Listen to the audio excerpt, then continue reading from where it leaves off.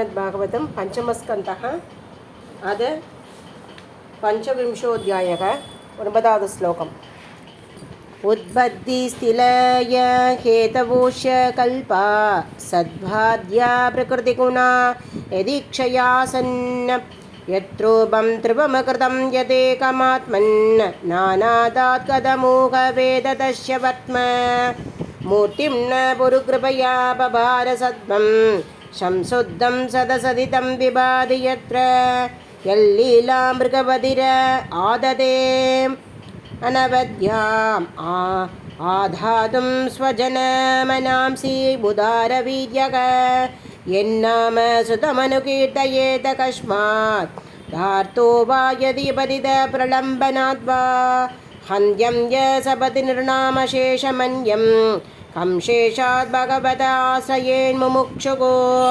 मूर्तनीर्विदमनुव सहस्रमूर्त्नो भूकोलं सगिरिसरेत् समुद्रशत्वम् आनन्द्यादनिमितविक्रमस्य भूम्नः को वीर्याणि यदि गणयेत् सहस्रजिह्वक एवं प्रभावो भगवान् अनन्तो दुरन्तवीर्यो गुणानुभावक मूले रसाया स्थित आत्मतन्त्रो यो लीलया क्ष्मां स्थितये बिभर्ते ये देहे वेग नृपेर्उपगन्तव्या कथयो यदा कर्म विनिर्मिता यतोपदेशम् अनुवर्णिता कामान् कामयमानैः एतावदीर्घिराजन्नपुंस प्रवृत्तिलक्षणस्य धर्मस्य विभागकथया उच्चावचा विषदृशा यदा प्रश्नं याचक्ये किमन्यत् कथयाम इति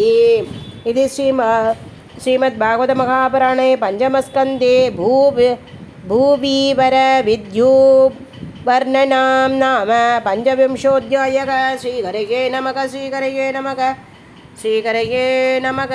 गोपिका जीवनस्मरणं गोविन्दा गोविन्दा। सद्गुरुनाथ महाराज की जय।